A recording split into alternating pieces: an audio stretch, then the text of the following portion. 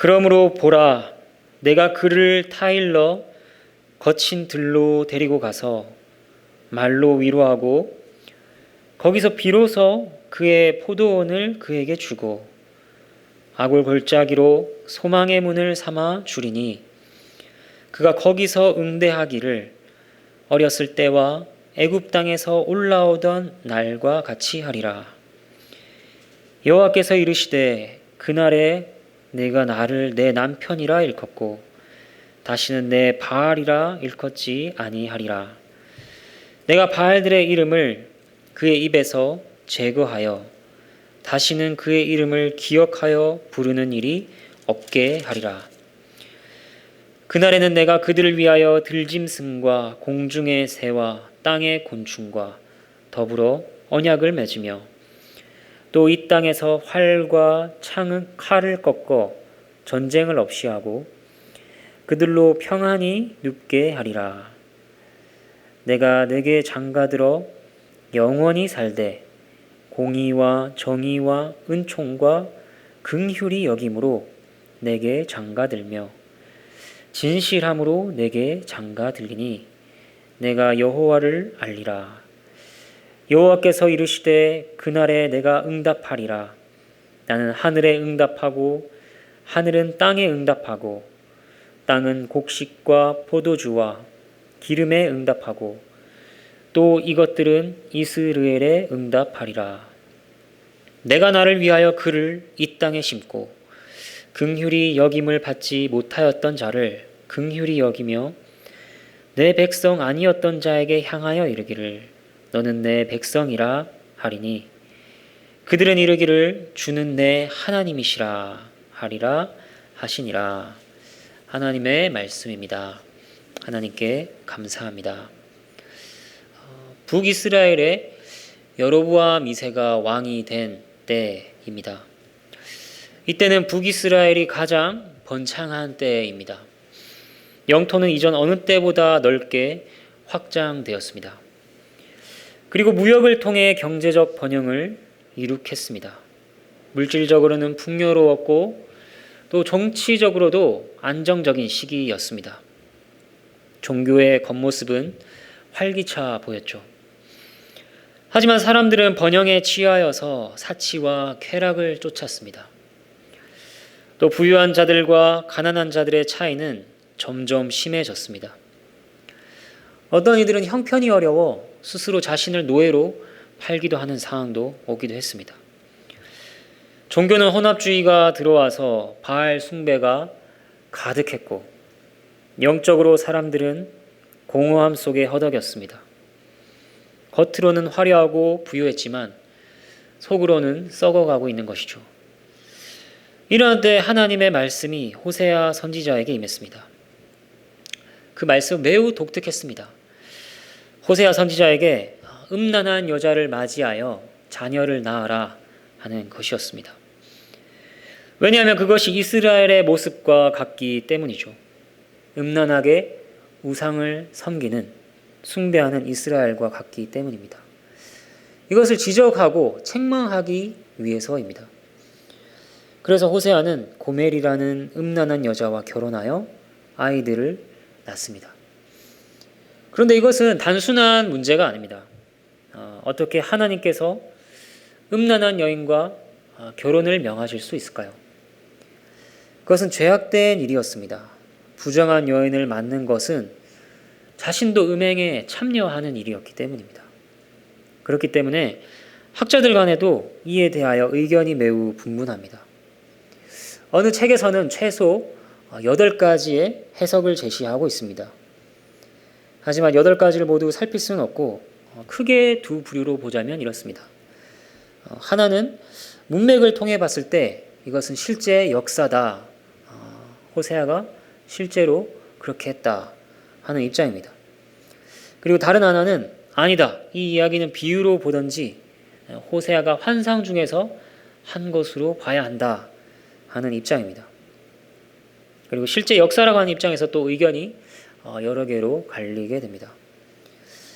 아무튼 호세아가 실제로 행한 것인지 아닌지 그 이전에 확실한 것이 있습니다. 확실한 것은 이스라엘이 음란한 여인이었다는 것입니다. 그리고 또 확실한 것은 그 음란한 이스라엘을 하나님께서는 맞이하셨다 하는 것입니다. 호세아서의 앞부분은 하나님과 이스라엘의 관계, 호세아와 고멜의 관계를 교차하여 보여주면서 우리에게 하나님의 뜻을 알려주고 있습니다. 오늘 본문을 통하여 하나님의 뜻이 무엇인지 그리고 그 마음이 어떤 것인지 발견하는 저와 여러분이 되기를 바랍니다. 14절과 15절 말씀을 한번 보도록 하겠습니다. 그러므로 보라, 내가 그를 타일러 거친 들로 데리고 가서 말로 위로하고 거기서 비로소 그의 포도원을 그에게 주고 악을 골짜기로 소망의 문을 삼아 주리니 그가 거기서 응대하기를 어렸을 때와 애굽 땅에서 올라오던 날과 같이 하리라. 먼저 14절에 그러므로 라는 말 이해하기 위해서는 앞의 내용을 살펴봐야겠죠. 앞의 내용을 간단하게 요약하면 이렇습니다. 여자가 말합니다. 나는 나의 사랑하는 자들을 따라갈게요. 그들이 나의 필요를 채워주고 내게 좋은 것을 줍니다. 이렇게 말합니다. 그러면서 하나님께서 주신 것들을 가지고 하나님께서 주셨다는 것은 모른 채 바알을 위해서 그것들을 사용합니다. 바알을 섬깁니다. 잔뜩 꾸민 모습으로 사랑하는 자들을 따라갑니다. 하나님은 잊어버리죠. 그런 모습을 보시고 하나님께서 말씀하십니다. 내가 그 길을 막겠다. 그래서 그들을 찾지 못하게 하겠다. 원래 남편에게 있을 때의 형편이 훨씬 낫다는 것을 알려주겠다. 하나님께서는 여자에게서 모든 것을 빼앗으십니다. 그리고 그녀가 사랑했던 자들 앞에서 그녀의 수치를 드러내시죠. 또 모든 신앙의 절기들을 폐하십니다. 그뿐 아니라 모든 자연 만물이 그녀를 괴롭게 하십니다. 여러 가지로 하나님께서는 그녀를 벌하실 것이라 하는 내용이 앞부분에 나옵니다. 그리고 그 다음에 14절에 그러므로가 나오는 것이죠. 그러니까 여자의 음행에 대해 여러 가지 고통으로 징계한 다음 결국 어떻게 하실 것인가를 말하기 위한 그러므로입니다. 어떻게 하신다고 하나요? 14절 말씀을 보면 세 가지를 말하고 있습니다. 그를 타이를 것이다. 들로 데려갈 것이다. 말로 위로할 것이라 이렇게 말씀하십니다. 마치 부모님이 아이를 호되게 혼내고 난 다음에 조용한 곳으로 데리고 가서 달래주는 모습 같습니다. 원래 히브리어 단어를 구체적으로 보자면 타이른다 이렇게 번역된 단어는 원래 깨어내다, 유혹하다, 설득하다 하는 뜻을 가지고 있습니다. 그리고 말로 위로한다 하는 말은 마음에 대고 말한다 하는 것입니다. 그러니까 이 장면은 하나님께서 엄중한 벌을 내리심으로 그녀가 거친 들로 이끌린다는 것입니다. 그리고 낮아질 대로 낮아진 자, 거친 광야와 같이 황폐케 된 자에게 그의 마음에 대고 말씀하시는 장면입니다. 사람의 마음은 너무나도 완악하고 완고하여서 이런 상태가 되지 않으면 하나님의 말씀이 와 닿지가 않습니다. 그리고 이 거친 들로 데리고 간다 하는 것은 이스라엘의 결혼 풍습과도 관련이 있어 보입니다. 풍습을 보면 신랑이 결혼식 전에 신부를 마을에서 데리고 나와 거친 광야로 갑니다. 아무도 없는 그곳에서 은밀하게 사랑을 표현합니다. 입을 맞추고 애정을 표현합니다. 그 다음 신부를 데리고 와서 신랑 집에서 예식을 올리는 것입니다. 아가서 8장 5절에는 이런 표현이 있습니다. 그의 사랑하는 자에게 기대어 거친 들에서 올라오는 이 여자가 누구인가? 신부가 신랑 품에 기대어서 들에서 올라오는 그 모습을 하객들이 보고 하는 말입니다. 이처럼 거친 들에서 하나님과 여자 사이에 새로운 사랑이 시작되고 있습니다. 이 거친 들, 이 자리가 바로 회복이 시작되는 자리입니다. 15절부터는 이제 마음에 하나님이 말씀이 들려진 자에게 일어나는 회복이 무엇인가 어떤 것인가 하는 것을 알려줍니다. 먼저 포도원을 그에게 주시죠. 이것은 전에 징계로 말미암아 빼앗겼던 것이었습니다. 그러나 이제 돌려받는 것입니다. 그의 소유가 회복되었죠. 그리고 또 어떤 일이 있습니까? 아골골짜기를 소망의 문으로 삼아주겠다 하십니다. 아골골짜기가 어디죠? 여호수아서에서 아간의 범죄로 말미암아 심판이 행해진 곳입니다. 전쟁에서 전리품을 취하지 말고 하나님께 바치라 말씀하셨는데 아간이 그것에 손을 댔다가 이스라엘 전체가 큰 위기에 빠졌습니다. 그래서 아간을 돌로 처형한 곳이 아골 골짜기입니다. 그곳은 죄로 말미암는 고통과 심판을 떠올리게 하는 장소입니다. 그러나 거친 들에서 회복이 시작되듯이 이제 아골 골짜기가 더 이상 고통과 심판이 아니라 소망의 입구가 될 것이라 하십니다. 고통으로 인해서 내가 망한 것 같으냐? 아니다. 이 고통은 소망의 입구다. 고통을 통과하여 소망에 이른다. 이렇게 말씀하시는 것입니다. 그 다음 장면은 무엇인가? 그녀가 거기서 응대할 것이라 하십니다. 이 말은 응답하다는 뜻도 있지만 노래한다는 의미도 있습니다. 뒤에 보면 애굽 땅에서 올라오던 날과 같을 것이라 하는 말이 있죠. 이것과 연관지어서 생각해 보면 이 장면은 이스라엘이 출애굽한 뒤에 미리암과 여인들이 여호와를 찬송하는 장면을 떠올리게 해줍니다. 죽을 것 같은 고통의 징계 끝에 하나님께서는 그녀의 마음에 말씀하시고 그녀는 출애굽과 같은 놀라운 구원의 역사를 경험하여 노래하게 될 것이라 하는 것입니다. 16절과 17절 말씀입니다. 여호와께서 이르시되 그날에 내가 나를 내 남편이라 일컫고 다시는 내 바알이라 일컫지 아니하리라.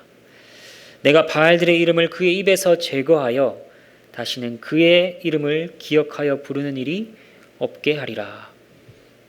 16절과 17절은 호칭의 변화, 호칭의 회복에 대해서 알려줍니다. 호칭의 변화는 관계의 변화라고 할 수가 있습니다. 이스라엘은 하나님을 내 바알이라 불렀습니다. 바알이라는 단어는 원래 남편이라는 뜻을 가진 히브리어입니다.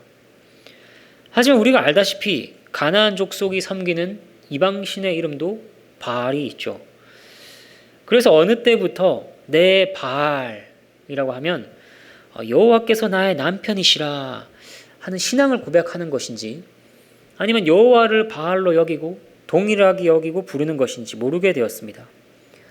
그렇기 때문에 바알 대신에 이쉬라는 다른 단어를 사용해서 내 남편이라 일컫게 하겠다는 것입니다.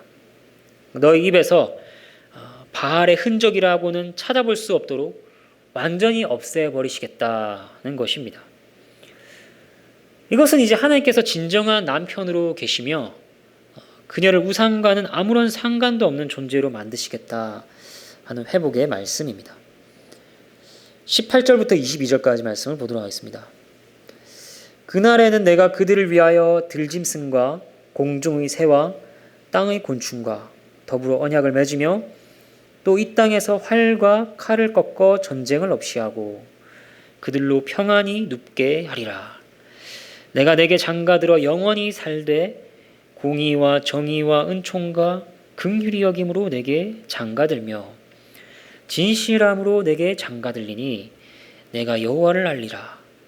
여호와께서 이르시되 그날에 내가 응답하리라. 나는 하늘에 응답하고 하늘은 땅에 응답하고 땅은 곡식과 포도주와 기름에 응답하고 또 이것들은 이스라엘에 응답하리라. 회복의 날에 있게 될 일은 하나님께서 장가를 드신다는 것입니다.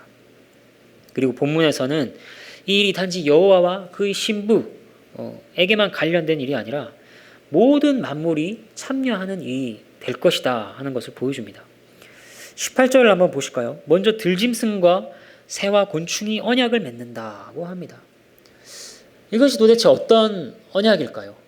그 내용에 대해서는 나오지 않지만 분명히 회복의 언약이라는 것을 우리는 어렵지 않게 추론할 수 있습니다.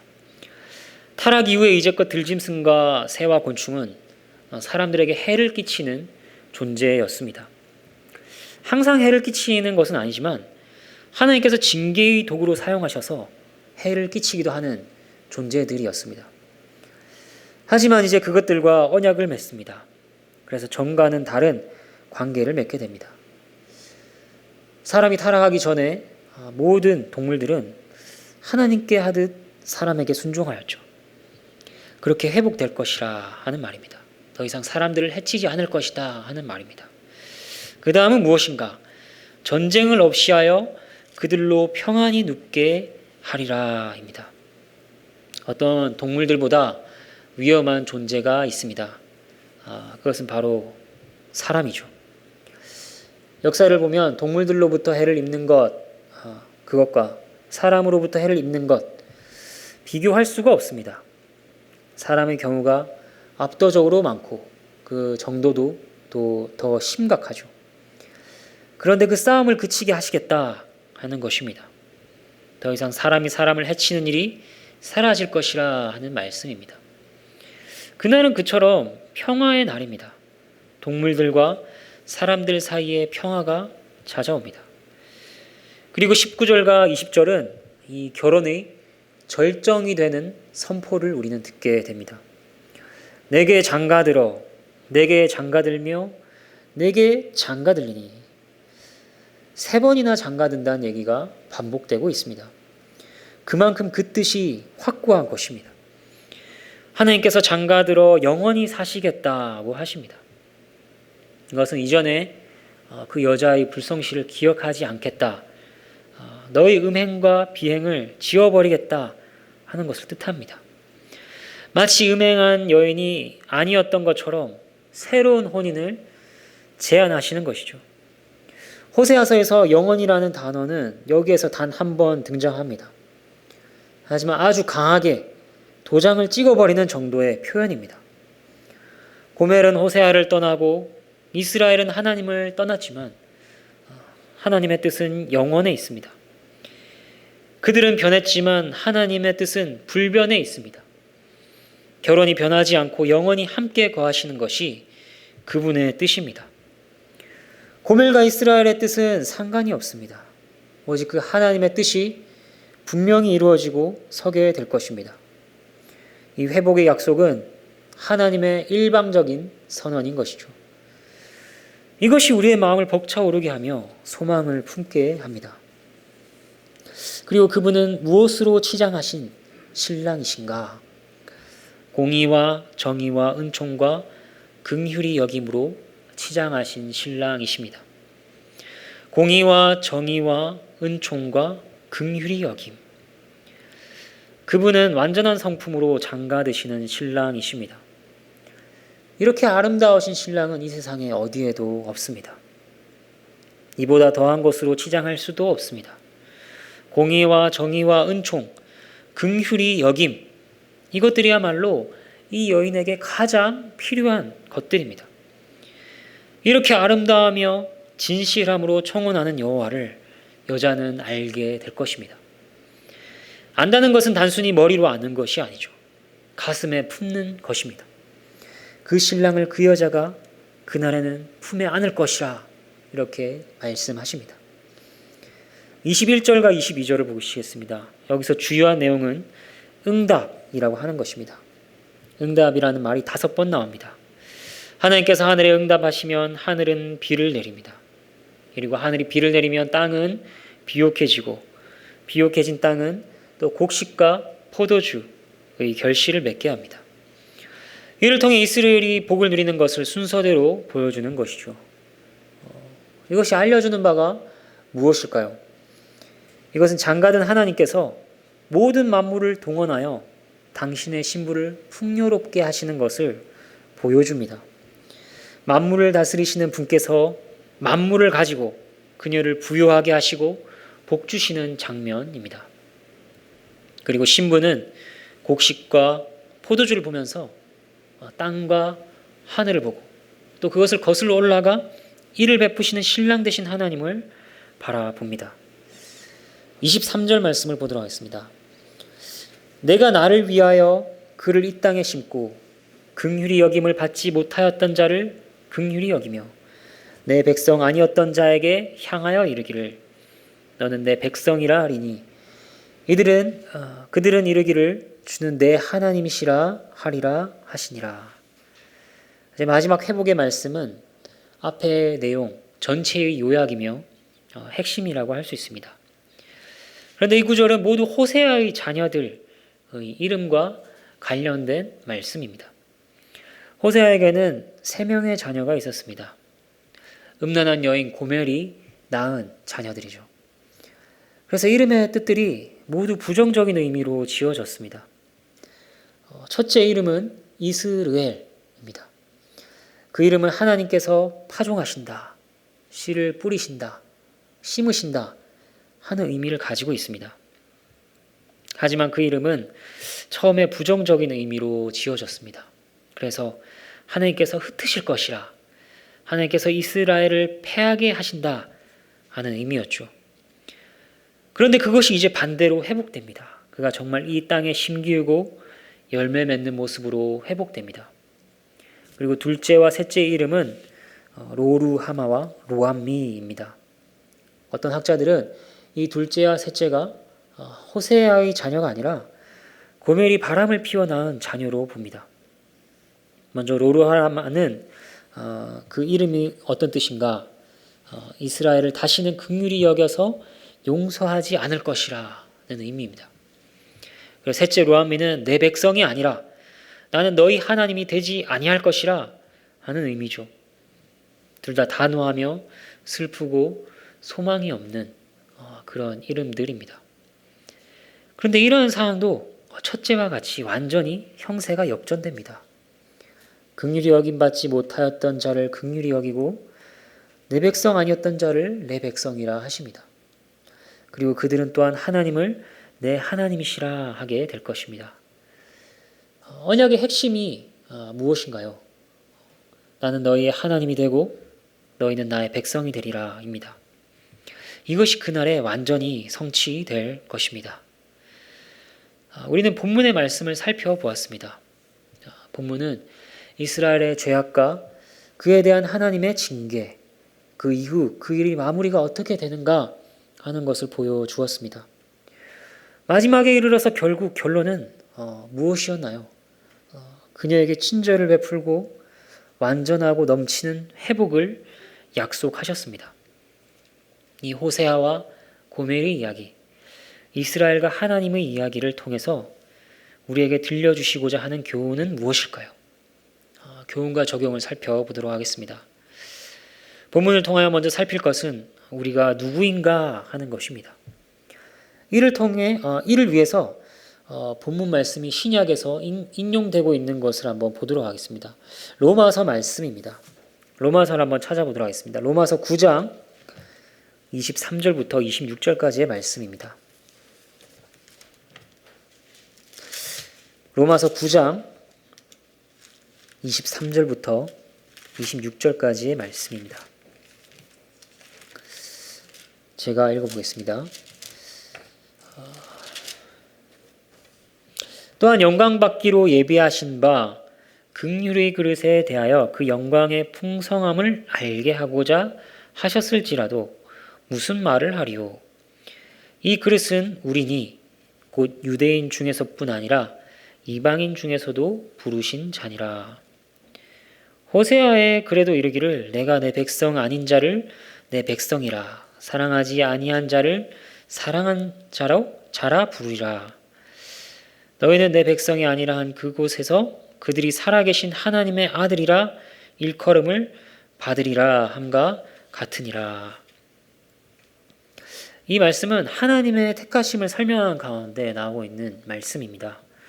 오직 부르시는 하나님으로 말미암아 그 자녀가 되는 것이지 누가 어떻게 행하는 것으로 하나님의 자녀가 되는 것이 아니라 말씀하십니다.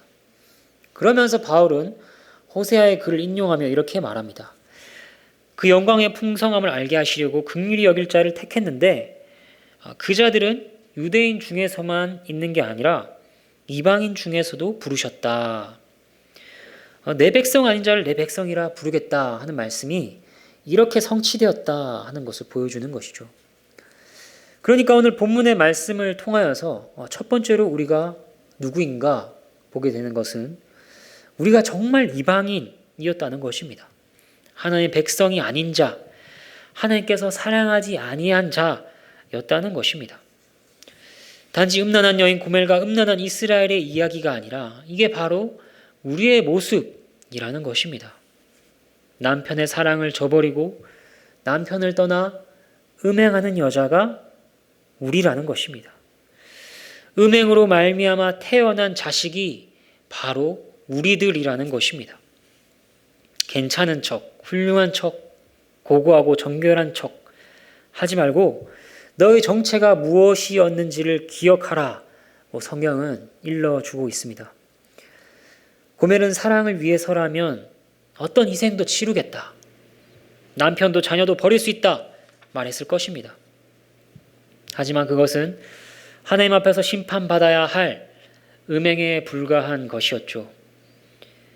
그처럼 우리도 스스로는 고결한 것을 쫓는다 하지만 하나님 앞에서는 음행의 모습인 것이 수두룩할 것입니다. 그런 우리의 혈통, 우리의 모습을 직시하라고 하십니다. 고멜의 비유가 적나라합니다. 하지만 그럼에도 불구하고 실제 우리의 실체를 우리가 만약에 보게 된다면 이 이야기는 약가다 하는 것을 알게 될 것입니다. 우리는 진실로 긍휼히 여김을 받지 못하고 하나님의 백성이 아닌 자들이었습니다. 그리고 두 번째로 우리가 누구인가 하는 것은 본문과 로마서에서 말씀하시듯이 우리가 긍휼을 위해 선택된 자라는 것입니다. 그분을 신랑으로 맞이하기에 어떤 자격이 있는가? 그분을 유혹할 만한 어떤 아름다움이 있는가? 우리 안에는 아무것도 없습니다. 정말 아무것도 없습니다. 그와 관련하여서는 정말 파산하고 빈털터리에 난민보다 못한 처지에 있습니다. 하지만 오직 하나님의 독단적이며 주권적인 선택으로 말미암아 그분의 신부가 되고 용서와 긍휼을 입은 것입니다. 우리는 반드시 영원한 사랑으로 사랑하기를 실시하시고야만은 하나님의 선택을 받은 자들입니다. 그것이 우리가 고멜임에도 불구하고 소망을 가질 수 있는 이유입니다. 또 이것에서 우리의 삶에 적용할 것이 나타납니다. 그것이 무엇일까요? 바로 우리가 살핀 이 회복의 말씀을 우리의 참된 위로로 삼아야 한다는 것입니다. 이 회복의 말씀을 소망할 바로 삼아야 한다는 것입니다. 여러분, 우리는 먼저 예수 그리스도로 말미암아 하나님과 영원히 연합함과 화목함을 얻은 자들입니다. 이 진리가 우리의 마음을 위로하는지요. 그리고 완전하고 영원한 회복이 우리에게 약속되었는데 이 날을 소망하고 갈망하는지요. 음행으로 말미암아 하나님과 원수가 되었던 내가 그리스도의 죽으심과 부활로 말미암아 하나님과 화해하고 연합하게 되었다. 그분이 나를 위해 죽으셨다. 나의 죗값을 치르셨다. 난 이제 그의 신부로 회복되었다.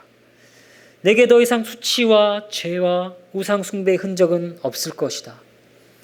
모든 만물이 하나님과 신자의 연합을 축하하며 축복할 것이다. 영원한 결혼잔치가 열릴 것이다. 나는 주의 것이요 주는 나의 것이라. 이러한 고백이 우리의 삶의 위로로 자리 잡아야 할 것입니다. 또 이러한 고백이 항상 우리가 간직하며 바라보아야 할 소망이 되어야 할 것입니다. 이것이 잘 와닿지 않는 분이 있지는 않으신가요? 그렇다면 하나님께서는 저와 여러분을 거친 들로 데려가실 것입니다. 낮은 곳, 거친 광야, 아무도 없는 그곳에서 은밀하게 우리의 마음에 말씀하실 것입니다. 우리의 마음을 움직이시고 마음을 건드리실 것입니다. 그 거친 들로 이끌리는 것을 너무 두려워할 필요는 없습니다. 그곳은 참된 회복이 시작되는 장소이기 때문이죠. 이제 마지막으로 살필 말씀이 있습니다. 본문의 말씀은 베드로에 의해 다시 인용됩니다. 베드로전서를 한번 보도록 하겠습니다. 베드로전서 2장 9절과 10절 말씀입니다.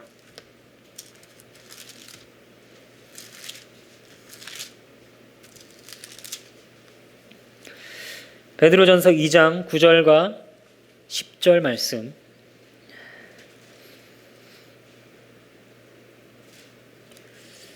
제가 읽겠습니다. 그러나 너희는 택하신 족속이요 왕 같은 제사장들이요 거룩한 나라요 그의 소유가 된 백성이니 이는 너희를 어두운 데서 불러내어 그의 기이한 빛에 들어가게 하신 이의 아름다운 덕을 선포하게 하려 하심이라. 너희가 전에는 백성이 아니더니 이제는 하나님의 백성이요 전에는 긍휼을 얻지 못하였더니 이제는 긍휼을 얻은 자니라. 베드로는 호세아의 말씀을 염두에 두고 이렇게 말했음이 분명합니다. 하나님께서 우리를 긍휼의 그릇으로 택하셨다 하는 것을 바울이 말해 주었다면 베드로는 그렇게 택함 받은 목적에 대해 알려줍니다. 그것이 무엇입니까? 그의 기이한 빛에 경이로움이 가득하고 놀라운 이 빛에 들어가게 하신 분, 그분의 아름다움을, 그 신랑의 탁월함을 선포하게 하기 위해서입니다. 말씀을 정리하겠습니다. 오늘 본문의 회복의 약속은 간음해도 괜찮다, 걱정하지 마라, 이러한 교훈을 받기 위해 살핀 것이 아닙니다. 우리의 모습이 이러하고 또 이러함에도 불구하고 하나님께서 어떤 긍휼을 베푸셨는가, 그리고 나아가서 왜 그런 긍휼을 베푸셨는가 하는 것까지를 살펴보았습니다. 사람의 제일 되는 목적, 하나님을 영화롭게 하고 하나님을 영원토록 즐거워하는 것, 이것이 신랑을 자랑하며 신랑을 즐거워하는 신부의 모습입니다. 이 모습이 우리 안에서 더욱 무르익어 가도록 하나님께서 우리를 인도하시기를 바랍니다. 함께 찬양하겠습니다.